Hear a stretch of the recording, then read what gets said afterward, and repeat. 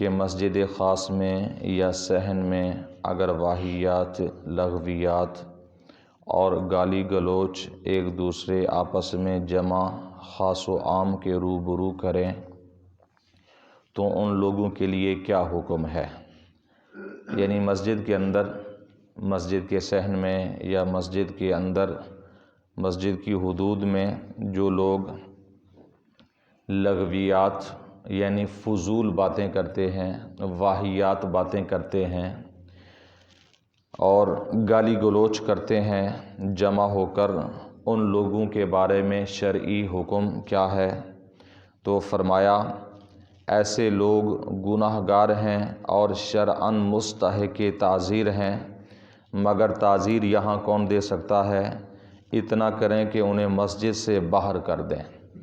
یعنی فرمایا کہ جو مسجد کے اندر گالی گلوچ یا مسجد کے اندر واہیات یا مسجد کے اندر فضول گفتگو کریں تو اس بارے میں شرعی حکم یہ ہے کہ وہ گناہ گار بھی ہیں، اور اگر شرعی قاضی موجود ہو، شرعی حاکم موجود ہو تو پھر ان پر تعزیر بھی لگتی ہے۔ تو فرمایا کہ کیونکہ شرعی قاضی آج ہمارے ہاں ہے نہیں، تعزیر کون دے سکتا ہے؟ اس لیے یہ ہے کہ ایسے لوگوں کو مسجد سے باہر نکال دینا چاہیے۔ یعنی جب وہ ایسی فضول گفتگو کر رہے ہوں، فضول باتیں کر رہے ہوں یا واہیات بک رہے ہوں تو اس وقت ایسے لوگوں کو مسجد سے باہر نکال دینا چاہیے کہ یہ ایسا کام ہے کہ جو مسجد کے اندر گناہ بھی ہے اور اس کے ساتھ ساتھ تعزیر کا حکم بھی ہے۔ تو اس لیے مسجد میں خصوصی طور پر ضرورت کے علاوہ گفتگو نہیں کرنی چاہیے۔ فضول گفتگو سے خصوصی طور پر، یعنی جس کا اس دنیا میں اور آخرت میں جس کا کوئی نفع نہیں ہے، وہ فضول گفتگو کہلاتی ہے۔ تو ضرورت کی حد تک اجازت ہے کہ وہ گفتگو کر سکتے ہیں، اور بالکل آوارہ گفتگو، بالکل فضول گفتگو جس کا دین و دنیا سے کوئی تعلق نہ ہو، ایسی گفتگو وہ مسجد کے اندر کرنا ناجائز بھی ہے، گناہ بھی ہے، بلکہ نیکیوں کو اس طرح سے کھا جاتا ہے جیسے آگ لکڑیوں کو کھا جاتی ہے، اس طرح کی روایات بھی موجود ہیں۔ اس لیے اس سے بچنا لازم اور ضروری ہے۔ ایک اور سوال کیا گیا کہ مسجد کا ایک امام جو شب و روز مسجد کی حجرہ میں رہتا ہے اور عملیات تعویذ، گنڈا وغیرہ آیات قرآنی سے کرتا ہے، اس کو بصورت قیام مسجد ایسا روزگار کرنا اور اس سے اجرت لینا جائز ہے یا نہیں؟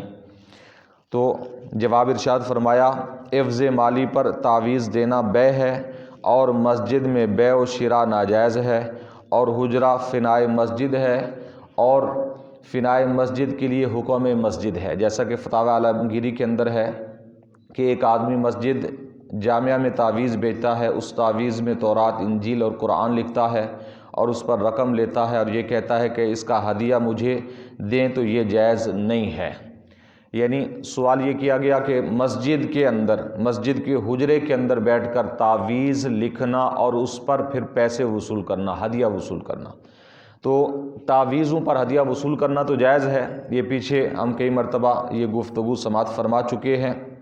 لیکن مسجد کے اندر لکھنا اور مسجد ہی کے اندر ہدیہ وصول کرنا، یا مسجد کے حجرے کے اندر بیٹھ کر لکھنا اور اسی حجرے کے اندر ہدیہ بھی وصول کرنا، تو یہ بے ہے، یعنی تعویذ کو بیچنا ہے۔ تو بیچنا تو جائز ہے، لیکن مسجد کے اندر کسی قسم کی بے کرنا، کسی قسم کی خرید و فروخت کرنا یہ ناجائز ہے۔ یہ شرعی حکم ہے۔ احادیث مبارکہ کے اندر بھی اس سے ممانعت آئی ہے کہ نبی کریم صلی اللہ علیہ وسلم کے واضح طور پر فرامین موجود ہیں کہ مسجد میں کسی قسم کی بے نہیں کی جا سکتی، مسجد میں کسی قسم کی خرید و فروخت نہیں کی جا سکتی۔ جیسا کہ بسا اوقات ایسا ہوتا ہے بڑی مساجد کے اندر بھی، یا محافل ہوتی ہیں، یا ویسے عام طور پر کچھ لوگ آ کر کچھ رسالے بیچ رہے ہوتے ہیں، یا کوئی اور مسواک وغیرہ بیچ رہے ہیں جی مسجد کے اندر آ کر، یا عطر وغیرہ بسا اوقات بیچ رہے ہوتے ہیں، تو ایسی چیزیں مسجد کے اندر بیچنا یا خریدنا یہ شرعی طور پر جائز نہیں ہے۔ ایسا کرنے والا وہ گناہ گار ہوتا ہے، اس لیے کہ مسجدیں خرید و فروخت کے لیے نہیں بنائی گئیں۔ مسجدوں کا جو مقصد ہے اس سے ہم دور ہو چکے ہیں۔ آج جو مساجد بنانے کے مقصد تھے، مقاصد تھے، جو شریعت کا مطلوب تھا، اس سے ہم دور ہیں۔ مسجدیں صرف بنائی جاتی ہیں اللہ تعالیٰ کے ذکر کے لیے، اپنے رب کو یاد کرنے کے لیے، نماز پڑھنے کے لیے۔ اس کے علاوہ دیگر جو کام ہیں وہ مسجدوں کے اندر کچھ ایسے ہیں کہ جائز ہے، کچھ ناجائز ہیں، تو بے کرنا مسجد کے اندر بالکل جائز نہیں ہے۔ حالانکہ تعویذ وغیرہ لکھنا جائز ہے مسجد کے اندر بیٹھ کر۔ اگر کوئی مسجد میں بیٹھ کر لکھ لیتا ہے لیکن جا کر باہر کسی کو دیتا ہے اور باہر ہی سے مسجد کی حدود سے باہر ہی ہدیہ وصول کر لیتا ہے تو پھر جائز ہے، اس کے علاوہ اس کی گنجائش نہیں ہے۔ اللہ تعالیٰ کی بارگاہ میں دعا ہے نبی کریم صلی اللہ علیہ وسلم کے وسیلہ سے ہم سب کو علم دین سیکھنے کی، سمجھنے کی، عمل کی توفیق عطا فرمائے۔ آمین بجاہ النبی الامین وما علیہ الا البلاغ المبین۔